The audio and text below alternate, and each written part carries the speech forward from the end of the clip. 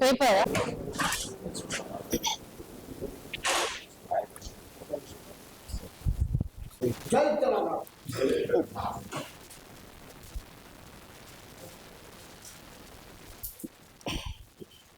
Thank you అన్న. అందరికి ఎట్లా వచ్చినాం కలిసినాం కాబట్టి మళ్ళీ ఇంటిమేట్ చేస్తాం మీకు.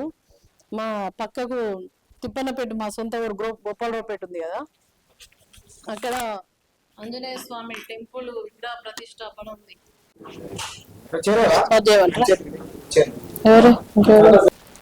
ఈరోజు తెలంగాణ రాష్ట్రంలో చూసుకున్నా కూడా, అదేవిధంగా జైత్యాల్ జిల్లా నియోజకవర్గంలో చూసుకున్న ఇదొక 99 అనే ప్రగతి ప్రణాళిక అని ఒక పేరు పెట్టుకొని మళ్ళా ప్రజల్లోకి ఇలా కాంగ్రెస్ ప్రభుత్వం మళ్ళీ ఒక పెద్ద మోసం, ఒక ఘోరమైన మోసం చేయడానికి మళ్ళీ ఇలా ప్రజల్లోకి 99 అనే పేరు పెట్టుకొని వస్తుంది.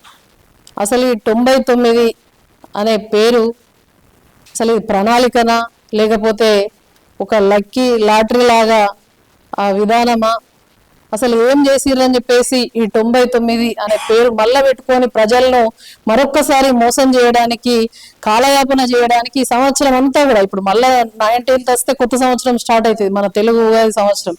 అట్లనే రేవంత్ రెడ్డి గారు చేసినటువంటి, కాంగ్రెస్ ప్రభుత్వం చేసినటువంటి మోసాలను కప్పిపుచ్చుకోవడానికి, ప్రజల యొక్క దృష్టి మరల్చడానికి మరొకసారి 99 ఆఫర్ పెట్టినట్టుగా అనిపిస్తుంది తప్ప ఇది ప్రజలకు వెనకొచ్చేది ఏం లేదు.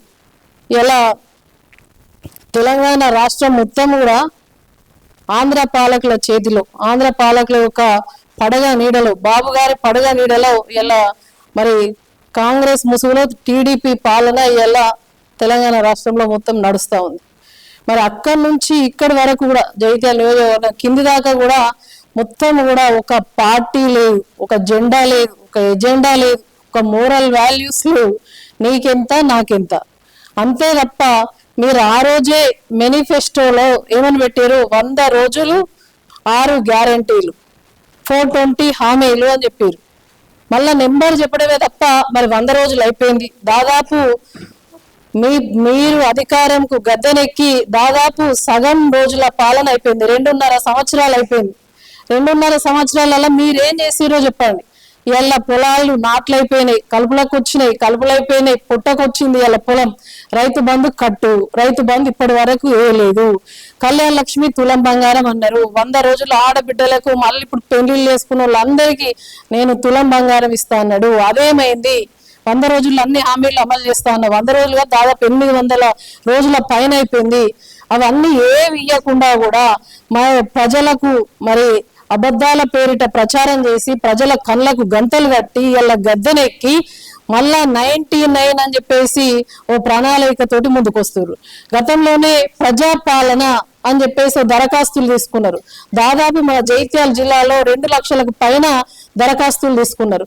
అవి మరి గ్రామ సభలు పెట్టిరు, అవే చెత్తబుట్టలలో ఉన్నాయా, మరి దానికి ఏమైనా పరిష్కార మార్గం వచ్చిందా, ఏమి కూడా లేదు. మరి రెండోసారి మళ్ళీ గ్రామ సభలలో మళ్ళీ వార్డు సభలు పెట్టి మళ్ళీ పెట్టారు. ఇప్పటికీ 2 సార్లు మరి ఈ ప్రజాపాలన పేరిట దరఖాస్తులు తీసుకున్నారు. దానికి ఏమైనా పరిష్కార మార్గం చూపించిరా? లేదనంటే పేపర్ల పేరిట ప్రచార ఆర్భాటమే ఎక్కువ తప్ప దాంట్లో ఎటువంటి చిత్తశుద్ధి లేనటువంటి స్కీమ్ ఇది. ఎక్కడ కూడా మరి పరిపాలన, ప్రజా పరిపాలన, ఇందిరమ్మ పరిపాలన అంటారు. ఇదేనా పరిపాలన? ఏ విధానంతో మీరు చేస్తున్నారు? మరి గతంలో కేసీఆర్ గారు ఉన్నప్పుడు పట్టణ ప్రగతి, పల్లె ప్రగతి అని చెప్పేసి 2 కార్యక్రమాలు తీసుకున్నారు. అంటే పట్టణంలో పట్టణ ప్రగతి అని, పల్లెల్లో పల్లె ప్రగతి అని తీసుకున్నారు.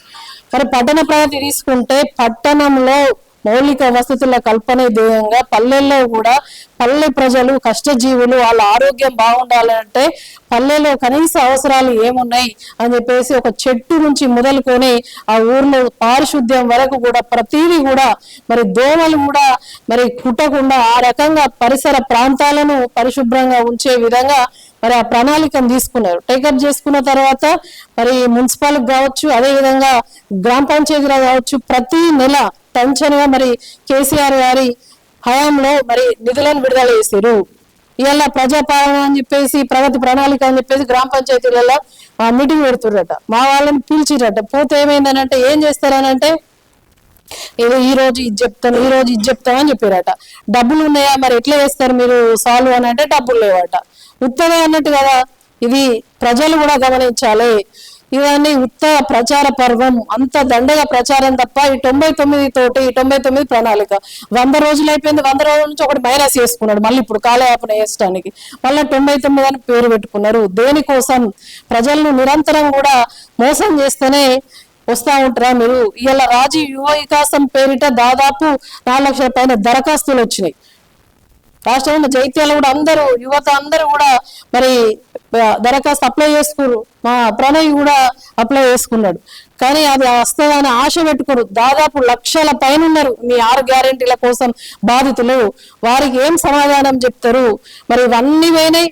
మళ్ళీ ఇప్పుడు మళ్ళా నిరుద్యోగులకు మళ్ళా ఆ రోజు మేము జాబ్లు ఇస్తామని అన్నారు, అది జాబ్లెస్ క్యాలెండర్ అయిపోయింది. మళ్ళీ ఇప్పుడు కొత్తగా యువతకు నైపుణ్యత అని చెప్పేసి పేరు పెట్టుకొస్తున్నారు. మీరు అసలు యువతను ముంచిర్రు, రైతులను ముంచిర్రు, సబ్బండ వర్గాల ప్రజలందరికీ కూడా అన్యాయం చేసిర్రు. ఎవ్వరికి కూడా న్యాయం చేయలేదు. ఇలా పెన్షన్లు ఉన్నాయి, 2000 పెన్షన్లు. నేను నిన్న లక్ష్మీపూర్ వెళ్ళి వస్తున్న క్రమంలో, పరామర్శకు వెళ్ళి వస్తున్న క్రమంలో అక్కడ ఒక చెట్టు కింద ఒక 10 మంది పెద్ద మనుషులు కూర్చున్నారు. అక్కడ ఏం జరుగుతుందంటే నాకు గొంతు ప్రాబ్లం అయింది, ఆపరేషన్ అయింది, కేసీఆర్ ఇచ్చే 2000 వస్తున్నాయి, ఈ చేతి గుర్తోళ్ళు 4000 చేస్తా అని అన్నారు, ఇత్తలేడు, ఎదురు చూస్తున్నామని చెప్పేసి చూస్తా ఉన్నారు. అటువంటి వాళ్ళకు ఏం సమాధానం చెప్తావు? నీ ప్రణాళిక ఎన్ని రోజులు? అసలు ప్రగత అది ప్రణాళికనా? ఎవరన్నా పార్టీ మారితే మీరు రాళ్ళ పెట్టి సంపూర్ణి, ఆ కోడిగుడ్ల పెట్టి సంపూర్ణి, టమాటాలు పెట్టి సంపూర్ణి అని చెప్పేసి కొట్టుండ్రి అని చెప్పినావు. ఇప్పుడు ఎవరిని కొట్టమంటావు? ఇలా స్పీకర్ గారు కళ్ళ గంటలు కట్టుకున్నారా అని చెప్పేసి అడుగుతా ఉన్నాం.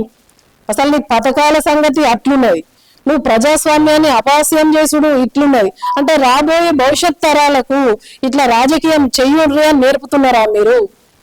అంటే ఒక పార్టీలోకి వెళ్ళి ఇంకో పార్టీలోకి వెళ్ళి నీ దగ్గర తీసుకుంటావు, పూల బొకేలు తీసుకుంటావు, స్వాగతాలు అన్ని కూడా అన్ని బరోబరే. మరి బండల పట్టి కొట్టుకోండి, రాళ్ళ పట్టి కొట్టు, ఎవరిని కొట్టుడు? ఇలా ముఖ్యమంత్రిని కొట్టుడా, మరి ఎమ్మెల్యేని కొట్టుడా, ఎవరిని కొట్టుడు? ప్రతిదీ కూడా మోసమే. ఇవాళ మేమందరం కూడా బీఆర్ఎస్ పార్టీ పక్షాన 99 ప్రణాళిక అనేది దేనికోసం పెట్టినావు? ఇది ఒక మోసమే. 99 ప్రణాళిక అనేది పూర్తిగా కూడా ప్రజలను మళ్ళా మభ్య పెట్టడానికి చేస్తున్నటువంటి ప్రచార పర్వం తప్ప దీంట్లో ఎటువంటి చిత్తశుద్ధి లేనటువంటి స్కీమ్ అని చెప్పేసి మేము తెలియజేస్తా ఉన్నాం.